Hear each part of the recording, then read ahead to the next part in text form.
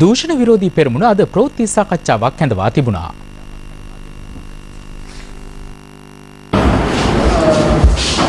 මහා බැංකුව අධිපතිවරයාට විවිධ මේ වගේ චෝදනා එල්ලෙද්දී අග්‍රාමාත්‍යතුමා ඔහුව ආරක්ෂා කරන ආකාරයක් ජනතාවට තේරවාණී දෙන සිද්ධියක් ඇති වෙනවා නේද? අද වන විට මහා බැංකුවේ අධිපතිවරයා ආරක්ෂා කරන්නට කටයුතු කරමින් ඉන්නේ එක්සත් ජාතික පක්ෂයේ නායකයා සහ ඔහුට අතිශය සමීප අමාත්‍යවරු කීප දෙනෙක් පමණයි කියන්නේ. ඔව් මේ අග්‍රාමාත්‍යවරයා පත්තල කමිටුවක සිටිනවා කපිල රශීද් ප්‍රවිකරණායක මහිත් සමරිකුට වගේ කෙනෙක්. එතකොට මලික් සමරිකුට වගේ කෙනෙක්ට කොහොමද සදා සුදුසුකමක් ලැබෙන්නේ? ඒ පිළිබඳව ජනතාවට ප්‍රශ්න තියෙනවානේ.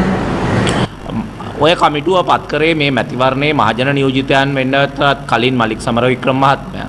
එක්සත් ජාතික පක්ෂයේ සභාපතිවරයා හෝ තනතුරක් දරූ පමණින් මෙවැනි කාරණයක් සඳහා මේ පුද්ගලයාට සුදුසුකමක් ලැබෙන්නේ නැහැ.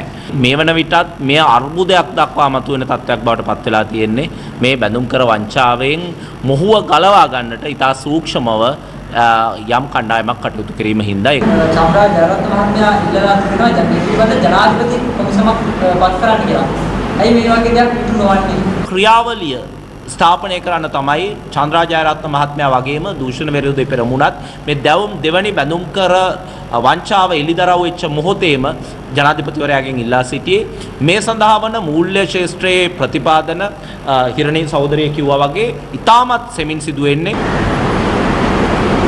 යම් කෙනෙකුට අර්ජුන මහේන්ද්‍ර මහත්මයා පත් නොවි යම්මයි පත් වෙනවා නම් ඒ විදිහට දැනට සිටින නියෝජ්‍ය මහා බැංකුව අධිපතිවරයෙක් පිළිබඳ යම් කෙනෙක් පරිදි පවතිනවා. මම ඉස්සෙල්ලත් කිව්වා වගේ ඉතාමත් පැහැදිලිව මේ බැඳුම් කර වංචාව ක්‍රියාත්මක කරපු නිලධාරීන් මේ භාණ්ඩාගාරය තුල ඉන්නවා. ඒ අතර මේ ණය ගැනීමේ ක්‍රියාවලිය අද වෙනකොට මෙහෙයවමින් සිටින නියෝජ්‍යාධිපතිවරයා ප්‍රමුඛයෙක් වෙනවා. ඔහු තමයි කෝප් කමිටුවට තොරතුරු ලබා දෙන්නට නොහැකි කියන තර්කය ඉදිරිපත් කරේ. ඒ තර්කය ඉදිරිපත් කරලා ඔහු ඊටාම දැඩි විවේචනයට කෝප් කමිටුවේ ලක් වුණා. ඔහු ඒ සඳහා නීතිපති දෙපාර්තමේන්තුවේ තර්ක ඉදිරිපත් කරන්නට හැදුවා. අනෙක් අතට ඔහු මේ විගණකාධිපතිවරයාගේ බලතල පවා ප්‍රශ්න කරන තත්වයකට මේට පෙර ගිහිල්ලා තිබුණා.